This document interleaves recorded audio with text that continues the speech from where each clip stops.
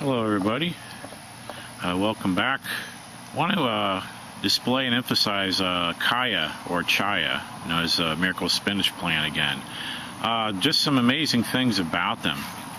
Okay, I've had some of these plants about 7-8 years. We'll take a look at the biggest one here first. This is really an indispensable tree for permaculture, food forests, prepping here in the South. This is really the #1 best plant that you can get for sure. This is the oldest one I have. The first one I planted, I think about 7-8 years ago. Okay, and as you can see how big this has gotten. This is absolutely huge. Okay, huge amount of food here. Okay, and the leaves, are mild tasting. They don't have much of a taste, so if you mix them with other things, they're very good. Fibrous, very nutritious, as you can see. So this is a huge tree. Now, here's some things that you might find interesting about the indestructible nature of this. Okay, these plants here are not part of that original tree. These were grown from sticks that I had pruned or cut and thrown onto the ground here in this pile near the banana trees. These grew by themselves. I did not plant them. They simply rooted themselves from laying on the ground. Here's another example of that right here. Okay. Again, from one stick that was just left on the ground, started rooting itself, okay, all by itself. Now, this took some time. This took almost a year, over a year for it to get to this point. But that shows you how indestructible these plants are. They will last, laying on the ground, okay, as long as they stay relatively dry, they will survive until they get a chance to root. Okay, here's some more growing out of the ground. This is, again, after well over a year. So you can see another Chaya starting there at the base of the banana plants. Here's some more that are coming, okay, out of this pile of brush, okay, that was stacked here after a storm where I had to prune a bunch and clean it up. Let's look at some other examples. Over here, again, another place where I just threw some branches down. I was going to clean them up later, never got to it. And they are growing, okay, out of nothing, just from laying there in this brush full of pine needles. So that's pretty amazing stuff. They originally came from this plant over here that's on the corner of my seawall. And during a severe windstorm, this plant was actually uprooted and was in the canal right here, laying in the canal. I took it, brought it back up, trimmed off most of the branches, replanted it, and now it's come back and it's looking good, and it's going to be growing out like crazy here this summer. So it came back after being uprooted and in the water, okay, and just sticking it back in the ground where it was. Okay, I see more Chaya growing in here, okay, just from branches that I threw in here. I see a bunch of Chaya coming up. I got to come in here and clean this out, by the way. Let me show you some more examples of how indestructible this plant is. I have two more Chayas up here that were completely uprooted. These two were completely uprooted. Here you can see where I still have where it was tied off to hold it together.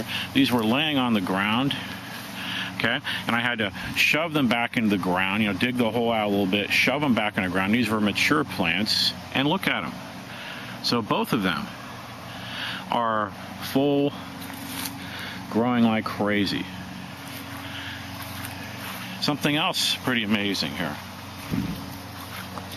I used some of the branches that I pruned off or cut off as braces. They actually work really well as braces to lean against things because they have the multiple branches and they're strong. Look, stuck it this in ground as a brace.